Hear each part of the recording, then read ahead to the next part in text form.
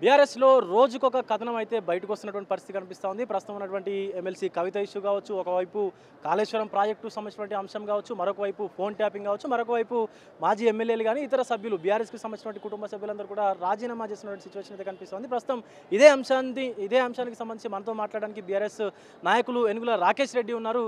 రాకేష్ రెడ్డి గారు నమస్తే. నమస్తే. ఏం జరుగుతుంది అసలు బీఆర్ఎస్ పార్టీలో? పార్టీలా ఫంక్షన్ అవుతుంది, ఏం జరగట్లేదు. మీరెందుకు ఉలిక్కి పడుతున్నారో నాకైతే అర్థం కావట్లేదు. ఇబ్బంది ఏముంది అసలు?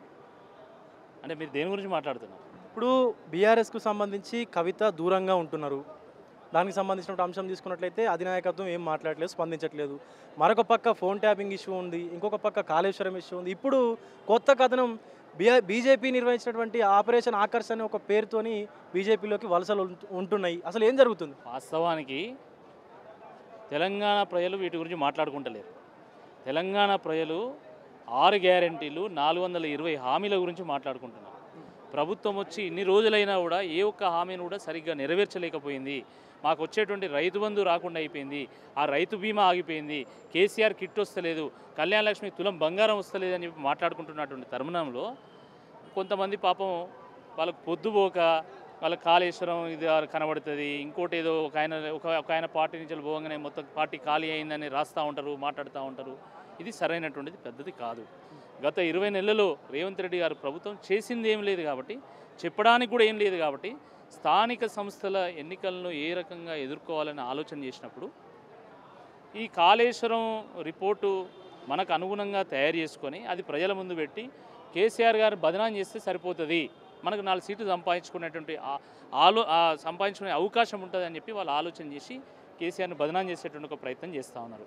కాళేశ్వరం ఒక పక్క నిండు కుండలాగా ఉండి హైదరాబాద్కు నీళ్ళు అందిస్తూ ఉంటే కాళేశ్వరం కూలిపోయిందని రేవంత్ రెడ్డి గారు మాట్లాడుతుంది. నిజంగా నవ్వొస్తూ ఉంది. ఒకవేళ నిజంగా కాళేశ్వరం కూలిపోకపోయినా వీళ్ళే బాంబులు పెట్టి కూల్చేసేటట్టున్నారు. అట్లున్నది. ఇక ఎంత దుర్మార్గం ఇది నాకు అర్థం కాదు అసలు. అరే 50 ఏళ్ళు తెలంగాణ కరువులతోని, వలసలతోని, ఆత్మహత్యలతోని, ఆకలి కేకలతోని సతమతమైతే తెలంగాణను సాధించినటువంటి ఒక వ్యక్తిగా, ముఖ్యమంత్రిగా కేసీఆర్ గారు గోదావరి మీద అద్భుతమైనటువంటి ప్రాజెక్టును రూపొందించి కాళేశ్వరంను కట్టి 60 లక్షల మెట్రిక్ టన్నుల ధాన్యం పండించేటువంటి తెలంగాణను 3 కోట్ల మెట్రిక్ టన్నుల ధాన్యం పండించేటువంటి తెలంగాణగా మారిస్తే ఈరోజు కేసీఆర్ గారిని ఏదో రకంగా బదనాం చేసి కుట్ర చేసి అరెస్ట్ చేయాలనేటువంటి దురాలోచన చేస్తున్నది సరైనటువంటిది కాదు ఇది. ఎందుకంటే ఒకనాడు ఈ తెలంగాణ బీడుపడ్డది, ఈరోజు పచ్చబడేటట్టు చేసిండు. ఈరోజు నలుగురు అన్నం తినేలాగా చేసిండు. దీన్ని మర్చిపోయి ఈరోజు కక్ష సాధింపు చర్యలో భాగంగా ఏదో రిపోర్టు పేరు చెప్పి వారిని అరెస్ట్ చేయాలనుకుంటే మాత్రం తగిన రీతిలో ప్రజలే సమాధానం చెప్తారని చెప్పి ఈ సందర్భంగా నేను గుర్తు చేస్తూ ఉన్నాను.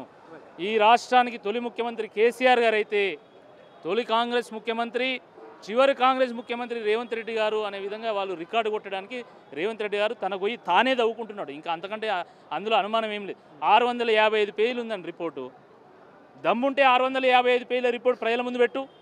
నువ్వెందుకు సెలెక్టివ్ పీసెస్ తీసుకుంటున్నావు? ఎందుకు మ్యానిపులేట్ చేసి మీ సొంత కథ చెప్తున్నావు? వాస్తవం బయటపెట్టు, ప్రజలు నిర్ణయిస్తారు. ఒకవేళ అందులో తప్పుంటే తప్పును ప్రజలే అంగీకరిస్తారు కదా, తప్పు చేసిందని శిక్షిస్తారు కదా. నువ్వెందుకు మ్యానిపులేట్ చేస్తున్నావు అని చెప్పి ఈ సందర్భంగా నేను అడుగుతాను. క్యాబినెట్ అప్రూవల్ లేదన్నారు, క్యాబినెట్ అప్రూవల్ ఉంది అని హరీష్ రావు గారు డాక్యుమెంట్స్తో సహా చూపెట్టిండ్రు. ఎక్స్పర్ట్స్ కమిటీ దీన్ని రికమెండ్ చేయలేదన్నారు, ఎక్స్పర్ట్స్ కమిటీ కూడా దీన్ని అప్రూవ్ చేసింది అని చెప్పేసి హరీష్ రావు గారు చెప్పిన తర్వాత కూడా ఈరోజు ఎందుకు మీరు దీన్ని రాద్ధాంతం చేస్తున్నారో ప్రజలు అర్థం చేసుకోలేనంత అమాయకులు ఏం కాదు. ప్రజల దగ్గర పోవడానికి మీకు ముఖం లేదు కాబట్టి కేసీఆర్ గారిని బదనాం చేయడం ద్వారా ఈరోజు 4 సీట్లు సంపాదించుకునే దురాలోచన చేస్తున్నారని చాలా స్పష్టంగా అర్థమైంది.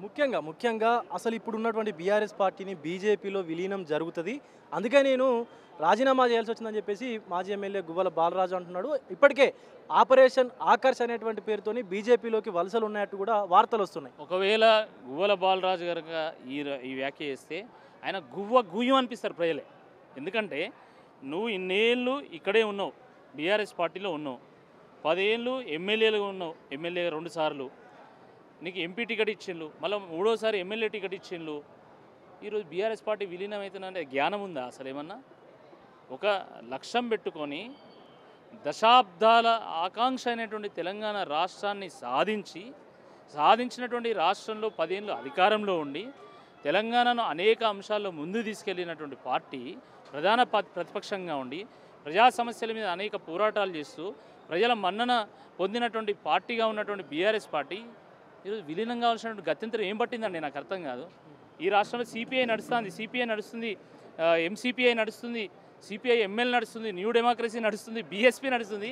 అలాంటిది బీఆర్ఎస్ నడవదా? ఏం మాట్లాడుతున్నారు ఈరోజు?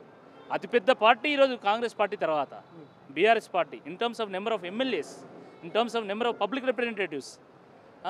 ఊర్లలో ఎక్కడి పోయినా మళ్ళీ కేసీఆరే వస్తాడు, ఆయనే రావాలి, సారే రావాలి, కారే రావాలని ప్రజలు మాట్లాడుకుంటుంటే ఈ పార్టీ విలీనం అవుతుందని మాట్లాడడం అవుతుందో ఇది నిజంగా అజ్ఞానానికి ఒక నిదర్శనంగా నేను భావిస్తూ ఉన్నాను. అంటే పార్టీ అన్నప్పుడు కొన్ని సందర్భాల్లో గెలుస్తుంది, కొన్ని సందర్భాల్లో ఓడిపోతుంది. బీజేపీకి ఒకనాడు 2 సీట్లు వచ్చినాయి దేశంలో. చాలామంది హేళన చేసిన బీజేపీని. అదే బీజేపీ ఈరోజు దేశాన్ని పరిపాలన చేస్తున్నారు. కాబట్టి ఇది తొందరపాటు మాటలు ఇవన్నీ అంతే తప్ప దీంట్లో ఏమి వాస్తవం లేదు. విలీనం కావాల్సినటువంటి గత్యంతరం అసలు బీఆర్ఎస్ పార్టీకి లేదు. తప్పకుండా బీఆర్ఎస్ పార్టీ మళ్ళీ ప్రజల మన్ననను పొంది తప్పకుండా అధికారంలోకి వస్తుంది. తెలంగాణ అమరవీరుల ఆకాంక్ష నెరవేరుస్తుంది. ఫైనల్గా బీఆర్ఎస్ని వీడి బయటికి వెళ్ళేటువంటి నేతలను కట్టడి చేసేందుకు అధినాయకత్వం ఎలాంటి చర్యలు తీసుకోబోతుంది? తప్పకుండా ఎవరైనా అసంతృప్తితో ఉన్నా, ఎవరైనా చిన్నపోయినట్టున్నా కూడా తప్పకుండా వాళ్ళందరితో కేసీఆర్ గారు కానీ, కేటీఆర్ గారు కానీ, హరీష్ రావు గారు కానీ ఇతర సీనియర్ నాయకులు మాట్లాడతారు. తప్పకుండా వాళ్ళ సమస్యలు ఏమైనా ఉంటే వాటిని పరిష్కారం చేస్తారు. పార్టీ అన్నప్పుడు ఒక కుటుంబం లాంటిదండి. కుటుంబంలో చిన్న చిన్న డిస్టర్బెన్సెస్ వస్తాయి. అలాంటిది ఒక పార్టీలో ఉండవా? సహజంగా ఉంటాయి. ఏదో ఒక్కరు పోయినంత మాత్రం మొత్తం ఖాళీ అయితే అని మీడియా వాళ్ళు ఇష్టం ఉన్నట్టుగా మాట్లాడడం ఇది కరెక్ట్ కాదు. గోవల బాలరాజు గారు 50,000 ఓట్లతో ఓడిపోయాడు ఆయన. ఇప్పుడు ఆయన పోతే నష్టం జరుగుతుందా బీఆర్ఎస్ పార్టీకి? ఒక్కో నియోజకవర్గంలో 2-3 నాయకులు ఉన్నారు బీఆర్ఎస్ పార్టీకి.